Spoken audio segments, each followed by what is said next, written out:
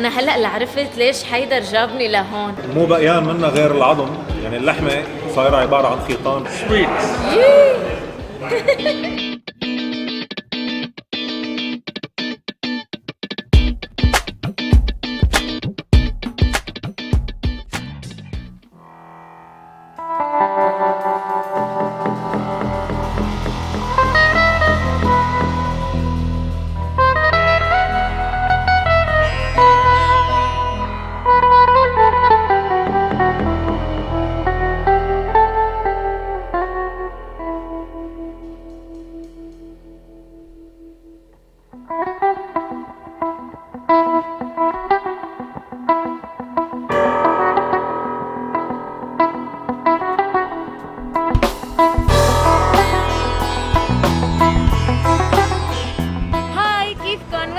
لكم علا وياسين معكم. مرحبا يا جماعة، كيفكم؟ شو الأخبار؟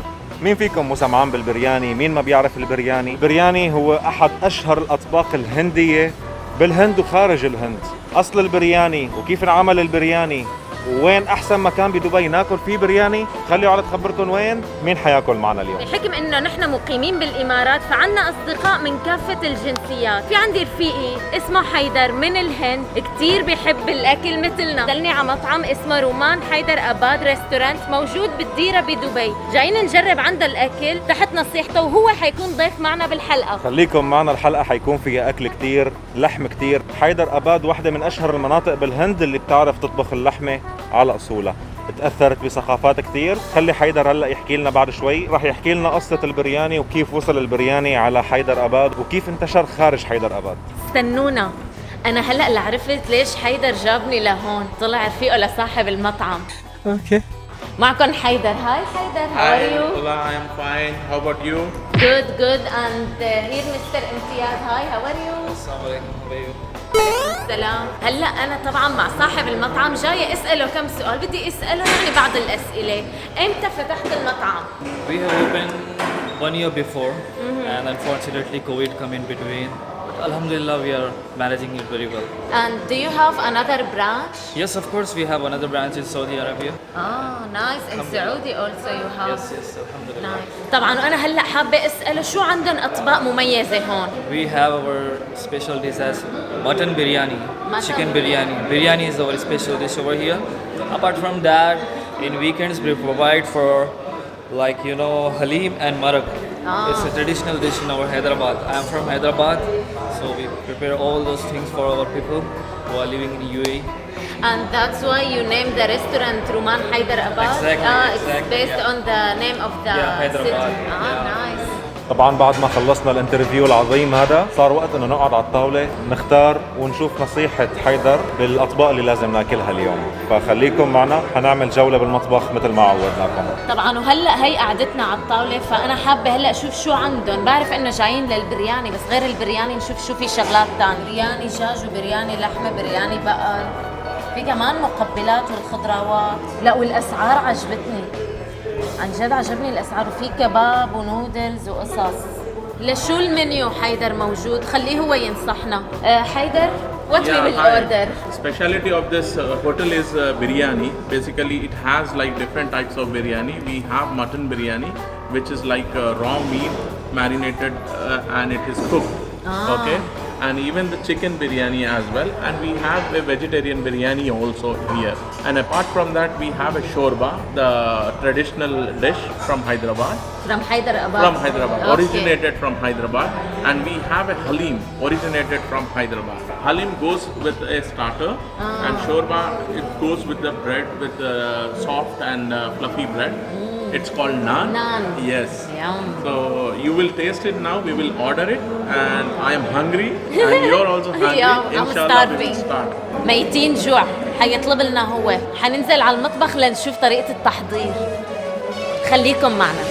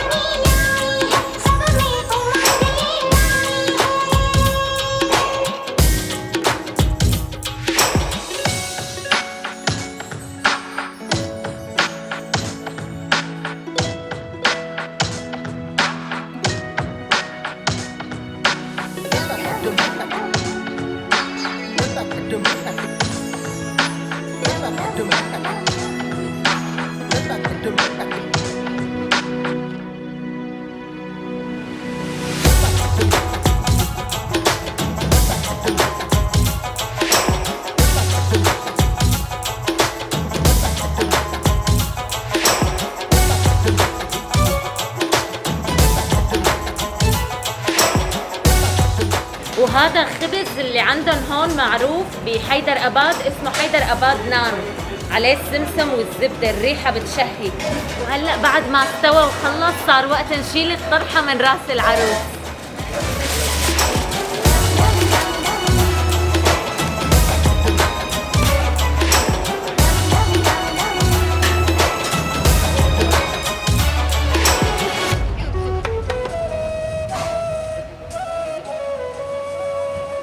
الريحة مو طبيعي، يعني قديش مشهورة الهند بالبهارات تبع الريحة مو طبيعية، بتشل.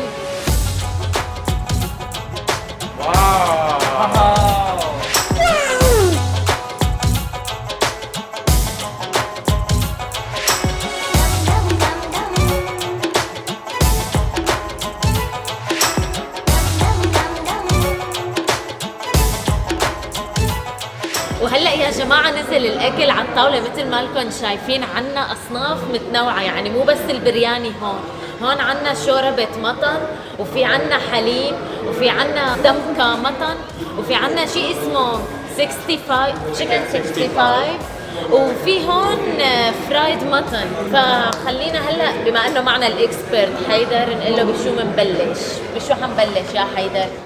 Ola, authentically, like this is halim. Basically, we start from.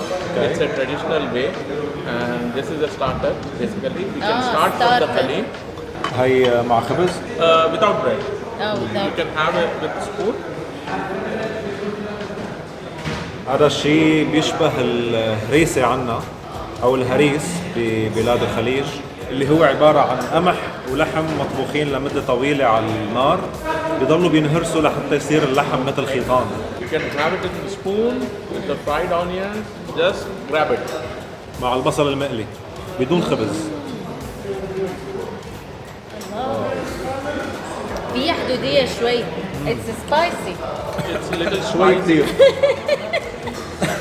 because it has a lot of ingredients, whereas like black pepper, green chili, and a lot of Indian spices into it, and with authenticate fresh mutton they have, and with the meat. They have a process over that you have seen in the kitchen. Yeah. So this is all about like 4 to 5 hours process, and now it's in the platter to you. يعني بتنطبخ على مدار ساعات ساعات ساعات. طبعا مو بقيان منها غير العظم، يعني اللحمة صايرة عبارة عن خيطان، بقيان بس العظام. بالفكرة بتشبه الهريسة بس بالنكهة لا بعيدة شوي عنها.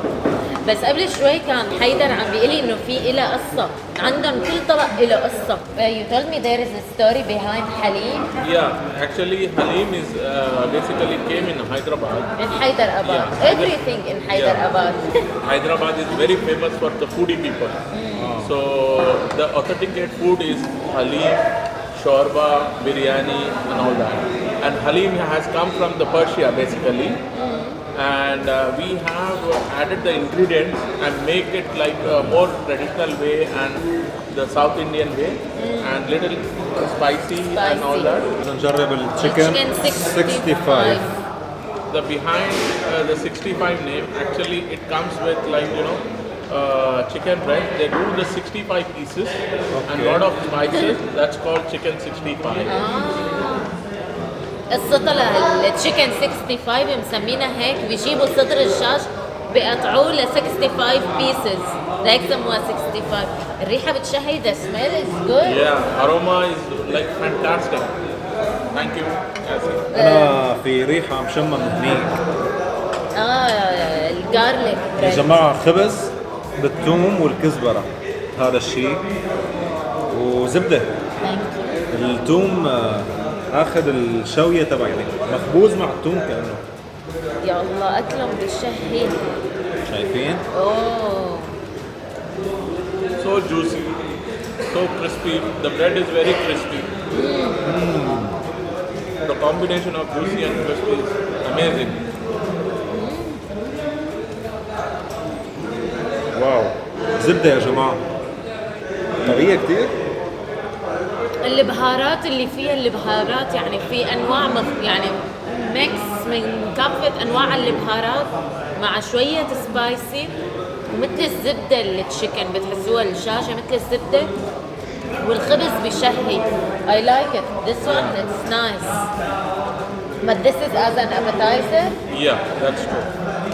نحن لساتنا بالمقبلات يا جماعة. هذا كله مقبلات. We try mutton along with this. That is another starter. مطن. Thank you. طبعا هن بيسموا الميت اللحمة مطن. هي لحمة خروف. هاي شكلها تتاكل بنفس الطريقة كمان. استخدامهم للكزبرة كتير حلو مع الثوم.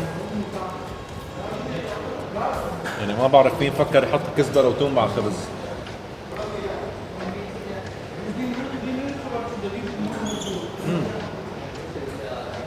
This is amazing. You can have a raw mutton as well like this without the bread. Without the bread. Without the bread. عم يلي جربها بدون بدون خبز. خبز. بركي بنخفف الخبز شوي، من شكل الخبز عندهم كتير طيب. شكلها لحمة، طعمتها لحمة، بس إحساسها أبداً مو لحمة، شيء كتير طري. ما بعرف يعني كيف عاملينها بهالطراوة. عن جد كتير طيبة. But I like the bread. Yeah. الخبز كتير طيب. عم يلي إنه وكلها بدون خبز أطيب. بس أنا عم بحب الخبز كتير. It's a garlic bread basically. Yeah. Now we are going to try shorba. This is also an authenticate food from Hyderabad.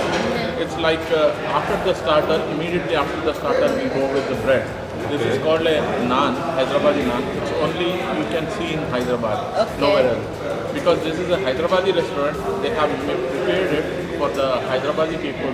Okay. The cuisine, Hyderabadi.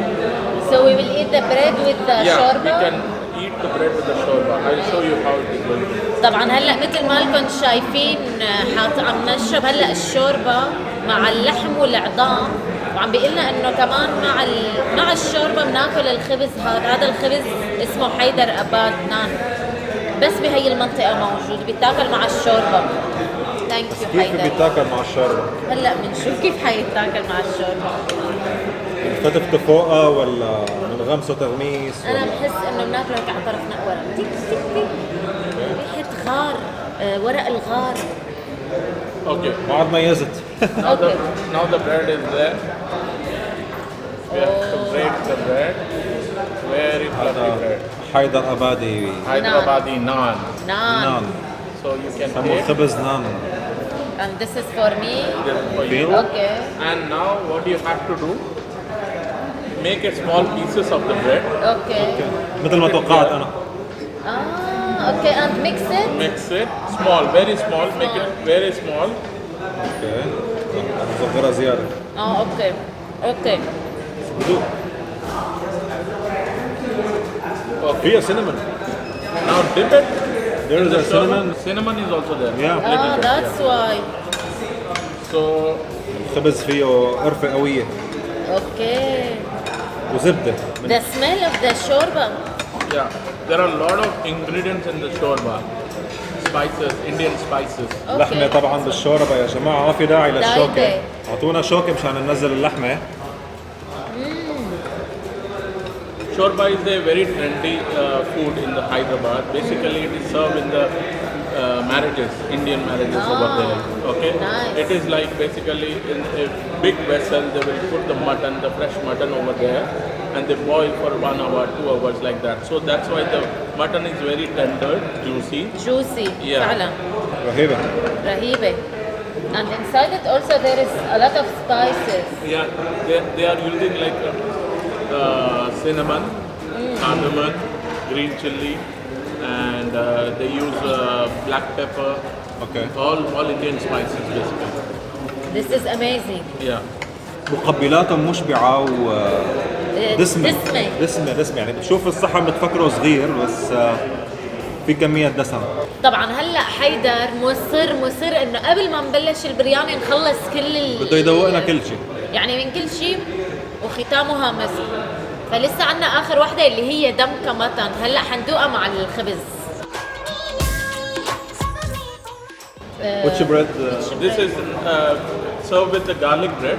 with the garlic Yeah. bread. هاي بتتاكل مع خبز الثوم. في تشابه شوي بينهم وبين الباكستان. الباكستاني.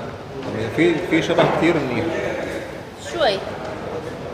هي تشيكن مو مطن. This is This is mutton. This is Fresh mutton. mutton. طبعا بعد ما نزلت ونحن غايصين مفكرين انه حتكون دمكه مطن اللي هو اللحمه، طلعت دمكه تشيكن، طلعت دجاج. رهيبة. يعني بيضلوا بيحكوا انه هن بيمكسوا كثير بالبهارات، بس تمكيسة مزبوط تمكيسة. وكل وحده غير الثانيه. مزبوطة، ايه كل وحدة تمكيسة. المطابخ اللي بتخبص بالبهارات بتحسي انه كل الاكلات صارت نكهه واحده. هون لا، كل طبق في له نكهه بعيده تماما. It's sweet a little bit. Yeah, little bit sweet. Because of the onion, the ingredient onion going into it, the fried onion, it makes little sweet. Yeah. كل شيء بالبصل، كل شيء بالبصل. البصل اللي هون عطيها شويه حلاوه مع الكاجو، كثير طلع طيب. سبايسي، نفس الكلمه حارجع احكيها. سبايسي بس ما فيك توقف. حكيتها قبل بالباكستاني وهلا برجع بحكيها بالهندي. ما فيك توقف. عم تحترق، عم تحترق بس عم تدلع بنفس الوقت. طبعا ونحن طلبنا نوعين من انواع البرياني، واحد مطن برياني والثاني تشيكن برياني، بس مثل ما بتعرفوا اللحمه المطن برياني بده وقت لحتى ينطبخ، فعم نستناها لحتى تيجي وحنبلش بالغايه دجاج. اللي هون اللي على قلبنا الدجاج. كيف بناكلها؟ With a spoon or hand, anything. حاطين على وشها نفس نوع ال 65 التشيكن اللي اكلناه من شوي. وبيحطوا معها بيض ورز. طبعا طريقة طبخها كانت رهيبة كيف ما ورجيناكم بالمطبخ، الروايح بتشهي، ريحة الرز مع الزعفران يعني بتاخذ العقل. لازم بالايدين. لا هو الدسم كله تحت لانه التشيكن تحت. شايفه؟ It's dum biryani, Yeah. basically. حرام عليك، حرام عليك، شبعتنا لو وصلنا للاخر. ضلينا ناكل مقبلات مقبلات. الريحة. طبعا خبرنا حيدر انه فينا ناكلها بالايد بالطريقه التقليديه او فينا ناكلها بالمعلقه. فعلا انت شو حدك هي بشو؟ انا بظن هلا بالمعلقة بس عم انا ضل. بدي اجربها مثل ما حياكلها حيدر حاكلها. The يلا. traditional way is to eat with the hand, so I With will the go hand. with the hand. اوكي. even Yasin. Yeah. Biryani is served with the chili gravy. Okay, this is the special gravy. But this is also spicy. Little What do you mean about gravy? gravy in the sense like gravy. Gravy. Gravy. Gravy. You can try So it. it's mixed with the rice. Yeah, mixed with rice. بيحطوا لها هيك جريفي صوص كامل. Yeah, اوكي. it's like a في sauce. لبن كمان. And then we will eat it by Hand. Yeah. اجت اللحمه Oh, كمان. this is mutton اعطيني biryani. العروس لها. هي اللحمه كمان بيحطوا على وشها تشيكن. بس من 65. بس من تحت كمان بتكون لحمه. لحمة. Mutton. مطر. خلي العروس الثانيه هون بالاصابع كلها. Take the chunk of the 65, mix the gravy, grab it. كيف؟ الله. How is the biryani, Ola? واو. So delicious. You know, Ola, biryani has been invented by the Hyderabad. Yes. It was there. Yeah, originated from Hyderabad. يعني من نفس البلد من نفس مدينة حيدر أباد كان موجود البرياني. And actually there was a Nizam in Hyderabad who has launched this biryani because he was a very foodie guy. Okay. Basically. And there was a cooks from Persia and all that. So they invented all the spices and all that. Now worldwide the biryani is famous Yeah. from Hyderabad. It's called dum biryani. Dum biryani, but Dum it's, biryani, it's yeah. only the name, like it's No, biryani. dum biryani in the sense it is like with the raw mutton or raw chicken, they will marinate it with the spices and all that. Ginger, garlic paste, yogurt, cinnamon, cardamom, all the spices will go there. You have seen in the kitchen how it Yeah. has been marinated, and it is go with the low flame. That is called dum. Low flame. Yeah, It's low called dum. flame. Yeah. So it goes like 1 hour, 2 hours, like that. Then it comes. And biryani, it's your daily dishes. It is like occasionally, like marriages, like Oh, that. it's not like. Mostly in Fridays we cook biryanis in our house. Yes. Okay, nice. Yeah. Good story. يعني في عندهم قصة لكل أكلة، عندهم ستوري، يعني كل أكلة إلها تاريخ وإلها أصل. استخدامهم للبهارات عن جد رهيب. يعني فول ريسبكت. You want to try mutton? Yeah, for sure I will try mutton. هلا عم ندوق اللحمة وما أدراكم ما اللحمة أصل البرياني. يعني حيدر اليوم عم بدللنا.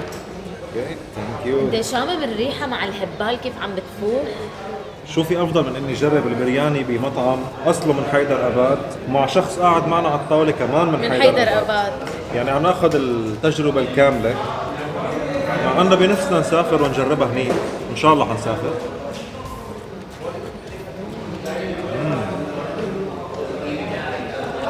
The juices of the chicken is different. The mutton juices are different.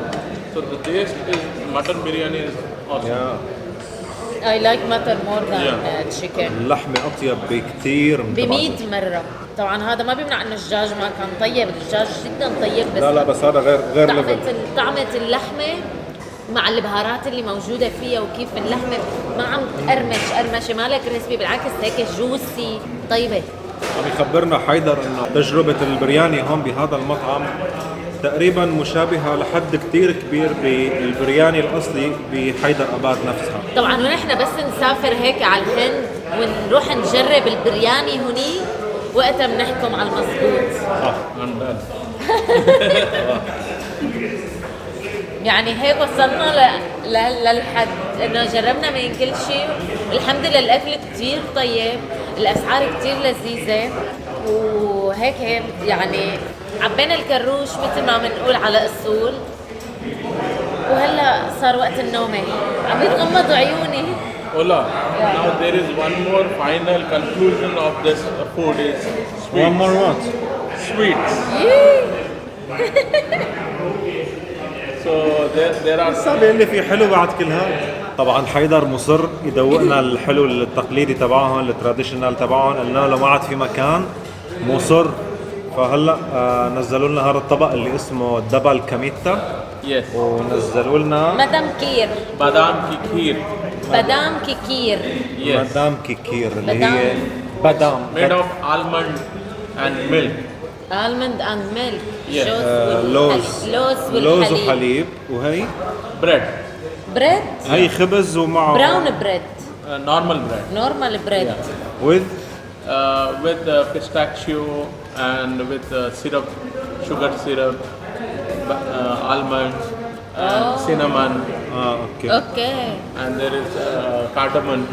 خبز مع فستق حلبي ولوز وسيروب السكر. سيروب السكر. اوكي. بحطوهم ببولات صغار مثل هدول، تنحط هيك. Then we will put badam. No. That is a separate sweet, and this is a separate. بس هيك. Yeah. كل وحدة لحالها، يعني كل وحدة شكل. First we will try this one, then we will try that. اوكي.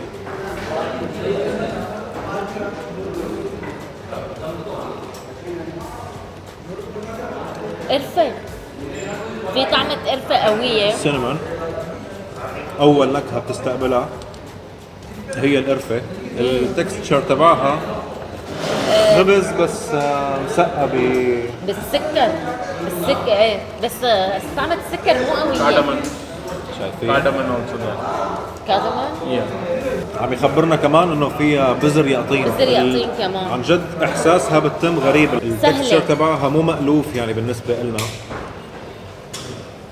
It's juicy. يا Yeah. We will try now. This is what? Almond kheer. دوقي. Try from here. It's fine. بارده. Oh, this is cold. Yeah. This is This actually made and it goes in the refrigerator. it's like ice cream. Yeah. انا جاي بدي اخبرهم بالضبط مثل شو. اللي بيعرف البوظه العربي اتركها 3 ساعات وارجع كلها. تقريبا نفس الطعمة تبع البوظة العربي. يعني بوظه عربي دايبه. Alhamdulillah. الحمد لله. الحمد لله. Amazing. ثانك يو حيدر. Thank you Thank so you much so much. حيدر. ثانك يو سو ماتش. يعني My pleasure. ثانك يو. يعني نحن كثير استمتعنا انه اخذنا كل هي الانفورميشن من رفيقي حيدر يلي هو بالاساس من الهند، عم بيعلمنا كيف اصول الاكل عندهم وشو عندهم اصناف وكل قصه شو تاريخها وشو قصتها. هي انه هي الشغله بتعلقك اكثر وبتعرفك على يعني قديش حضاره غنيه وفيها كثير شغلات الواحد يتعرف عليهم فيها. بس يعني قد ما اخذنا التجربه هون اكيد ما راح تكون مثل ما أكيد. اذا جربناها بموطنها الاصلي، بس نحن حاولنا نقارب قد ما فينا لنوصل لأقرب تجربة هون من موقعنا من دبي. فالتجربة كانت كتير حلوة ونتشكر حيدر كتير، وما شاء الله يعني ما خلوا شيء ما نزلوا لنا اياه وما جربناه. بننصحكم تجوا لهون على مطعم رومان حيدر أباد بديرة بدبي. إذا عجبتكم الحلقة لا تنسوا تعملوا لنا لايك وشير وسبسكرايب وتتابعونا على السوشيال ميديا على الانستغرام وعلى الفيسبوك وعلى التيك توك، وتخبرونا بالكومنتس إذا عندكم أي اقتراحات. بنشوفكم بالحلقة الجاية. باي. سلام.